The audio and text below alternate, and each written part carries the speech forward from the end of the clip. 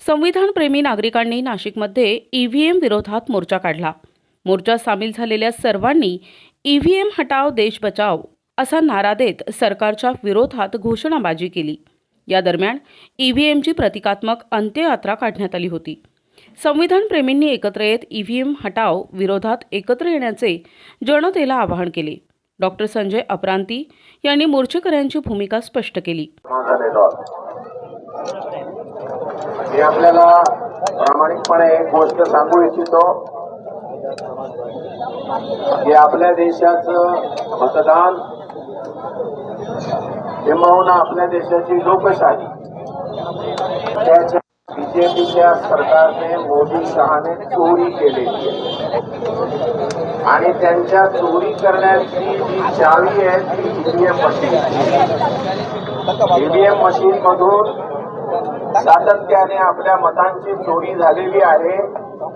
त्यामुळे ही सरकार जी आहेत ही आपली सरकार नाही, ती ईव्हीएमची सरकार आहे। आता आपल्याला शेवटची संधी आहे आणि या शेवटच्या संधीकडे जाताना माननीय भारत मुक्ती मोर्चाचे वामन कृष्णाम साहेब यांनी जे अत्यंत परिश्रम केलेले आहेत आपण सगळे जाणतो ओळखतो। आम्ही मागील 2 महिन्यापासून सलग ईव्हीएमच्या विषयावर काम करत आहोत। आमचे दिल्ली सुप्रीम कोर्टाचे 400-500 वकील सलग ईव्हीएमच्या काम करत आहेत।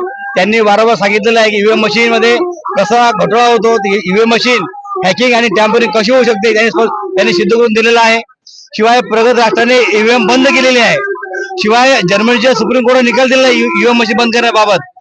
2019 मध्ये विविध राष्ट्रीय पक्षांनी भारताच्या निवडणूक आयोगाला पत्र दिलेलं आहे की आम्हाला ईव्हीएम मशीन का नको आहे। परंतु असा कोणता पक्ष आहे जो ईव्हीएमचा आग्रह करतोय? संपूर्ण भारत देश म्हणतो आम्हाला ईव्हीएम नको आहे, मग आग्रह कोण करतोय हा आमच्यापुढे मोठा प्रश्न निर्माण झालेला आहे। आम्ही कलेक्टर साहेबांना 3दा निवेदन दिलेले आहे। आमचं म्हणणं तुम्ही निवडणूक आयुक्तापर्यंत पोहोचवावं, पण त्यांनी जेव्हा मी त्यांना विचारलं तुम्ही आमच्या निवेदनात काय केलं, त्याने मला कोणतं उत्तर दिलं नसल्यामुळे आम्ही पवित्रा घेतलेलं आहे की आम्हाला हे आंदोलन करावं लागलेलं आहे। या आंदोलनाच्या माध्यमातून आम्हाला वाटतं की मागील 10 वर्षामध्ये आमचा देश 100 वर्ष मागे गेलेला आहे। हे जे सत्तेवर बसलेले आहेत हे नुसतं भाषण करतात, पत्रकारांना वेळ देत नाही, पत्रकारांशी बोलत नाही आणि या सामान्य माणसांच्या या भारतीयांच्या गरजा पूर्ण होण्याच्या दृष्टिकोनातून कोणताही प्रयत्न करत नसल्यामुळे हे सरकार फसवं आहे। नाशिकच्या गोल क्लब ते जिल्हाधिकारी कार्यालयापर्यंत हा मोर्चा निघाला होता। देशातील भविष्यातील निवडणुका या बॅलेट पेपर घ्यावा अशी मागणी नागरिकांनी केली आहे। मोर्चात सुरेश मारू, वैशाली जाधव, गणेश उणवणे सहभागी झाले होते। प्रतिनिधी गुड्डू शेख, दिशा न्यूज नाशिक।